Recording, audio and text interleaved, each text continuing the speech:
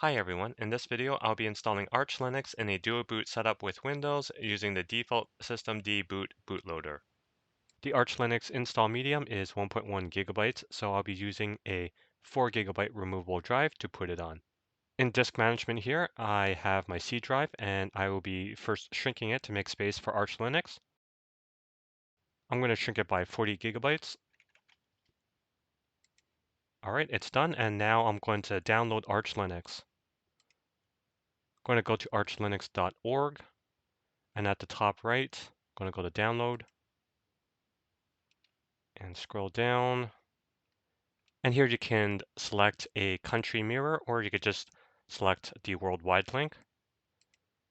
Next, I'm going to download Rufus. I'm going to go to rufus.ie and scrolling down, and I'm going to download the portable version. And Rufus is used to put the ISO image onto the removable drive. Once both are downloaded, I'm going to open up Rufus. Yes. Yes. And select your drive. It's already selected my 4 gigabyte drive. And then I'm going to select the ISO, Arch Linux,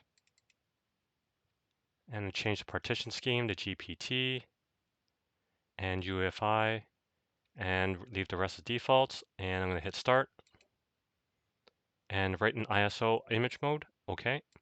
And there's a warning. Okay.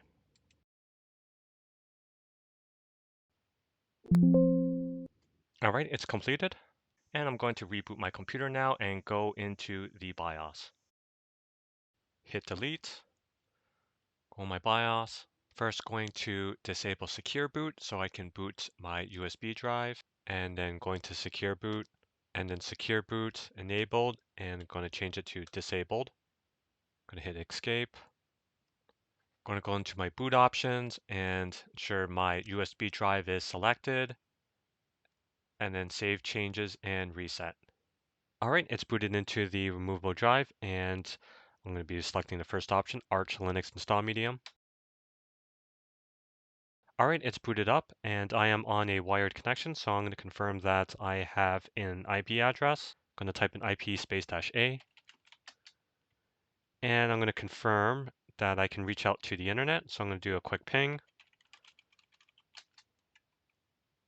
and it's working as expected. Next, I'm going to go into fdisk for dev SDA. SDA is my hard disk, so I'm going to go into it, and you can type in M for help, and P will print the partition table. So I have here SDA1, which is my EFI partition. SDA2 is Microsoft Reserved. SDA3 is my C drive, 88.1 gigabytes. And SDA4 is Windows Recovery Environment. And I'm going to be creating new partitions for Arch Linux. So I'm going to hit N to add a new partition. And keep the partition number default, which is 5, which is the next partition number. First sector, keep it as default, enter. And I'm going to have this partition 512 megabytes, so plus 502 M. And this will be for the EFI partition specifically for Arch Linux. I'm going to hit N again to create another partition. And it'll be number 6, first sector. And the last sector will be the default. So I'm going to be making this partition the entire remaining space. So this will be for slash. And I'm going to hit P to print the partition table. And we see at the bottom there the 2 new partitions created. And I'm going to hit W to write. And so we see here that it has been written. The partition table has been altered. Now I'm going to run Arch install, which is the installation script for Arch Linux. All right, and Arch install language, English, yep, and then the mirror region, and select your country. Going back. And then locales, I'm going to keep as the default. Going back. And then disk configuration, going to partitioning, and do manual partitioning, and then select my drive here, enter, and going down to SDA5, which is the 512 megabyte partition that I created earlier. I'm going to hit enter, assigned mount point, and it's going to be /boot, going back into it, and then mark unmarked to be formatted. Go back into it again, change the file system, change it to FAT32, and going down to SDA6, select it, assign the mount point, have it as slash, go back down, mark unmarked to be formatted, go there again, change the file system. I'm going to be using ext4, and I'm going to confirm and exit, and then go back. And I'm not going to do disk encryption. Bootloader, systemd boot, unified kernel image, I'm going to have it as false. Swap is true.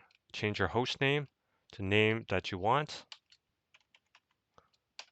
And root password, I'm going to set a root password. Create a user account, add a user. And should it be a super user? Yes. Confirm and exit. Profile, and select the type. This is going to be a desktop. And my desktop environment, I'm going to use GNOME. Select, OK. I'm going to keep these. I'm going to go back. Audio, I'm going to select Pipewire. And the kernel you want, you can have Linux, Harden, LTS, or Zen. I'm going to have it as Linux. And any additional packages that you may want. For example, if you want to install Firefox or Chromium, then you can put it in here. But of course, you can always install these afterwards. So I'm going to leave it as blank for now. And network configuration, select Use Network Manager, and select your time zone. And automatic timesync NTP true. And just review it over again. And then once ready, go to install. All right, this will take a little bit of time to install depending on how fast your internet connection is and how fast is your computer.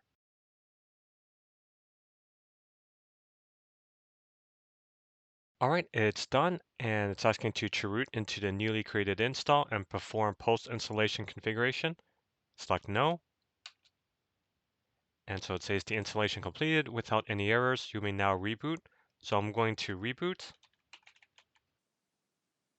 All right, it's rebooted. The systemd bootloader comes up, and there's Arch Linux, but we can see here that there is no Windows. So going to fix that, going to go into Arch Linux.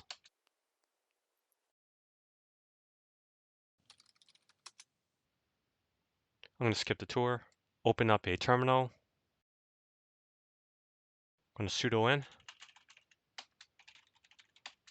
type in fdisk-l.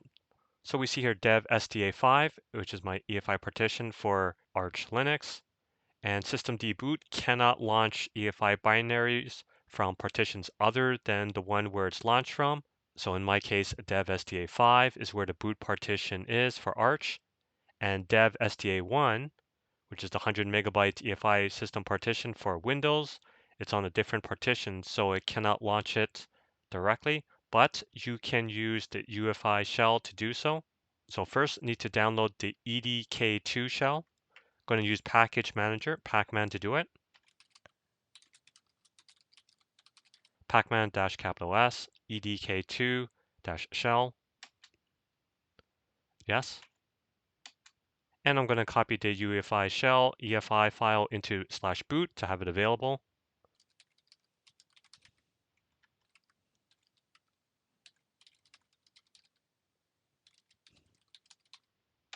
Now I'm going to create a boot configuration file for it under bootloader entries.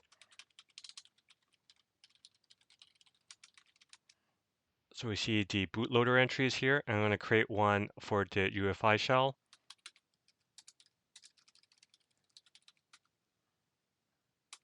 Oh, I use nano.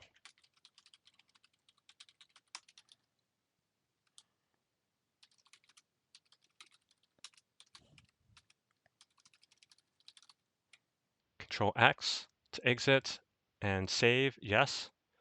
And the file, EFI shell x64.conf. Now, before I go and reboot, I want to get the partition reference for /dev/sda1, which is the EFI system partition for Windows. So I'm going to type in block ID. And there's dev sda1, and what I'm looking for is the part UUID.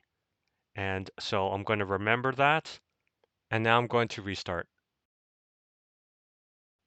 All right, it's rebooted, and we can see here there is the UEFI shell x64. So this was the entry that was just made, and going to boot into it. And now I'm in the UEFI shell, and I'm going to type in map, M-A-P, and I can use page up and page down to scroll up and scroll down. And now I'm going to look for the part UUID that I got earlier. And since it was dev SDA1, so it's likely it would be near the top. And we see at the top there's FS0 and the alias HD0A0B. So that is what I need. And now I'm going to restart again. And to do that, just type in reset. And going back into Arch Linux, open up a console, sudo in, and my password. And I'm going to go into the bootloader entries directory again.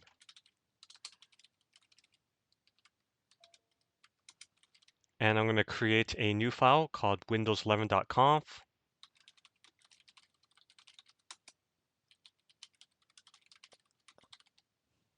Title will be Windows 11 and EFI. Going to pull up the EFI shell and then the options.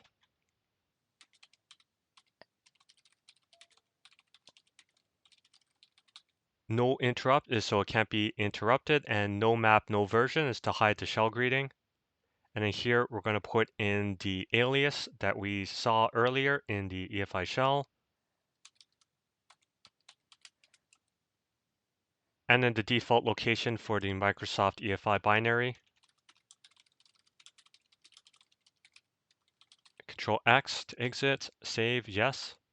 And then windows11.conf, enter. And we see the file there. So going to reboot again. All right, it's rebooted and we see Windows 11 here. And so I'm going to select it. All right, it's booted into Windows as expected. So that's how you can install Arch Linux in a dual boot setup with Windows using the default systemd boot bootloader. I hope this video was useful and I thank you for watching. Bye now.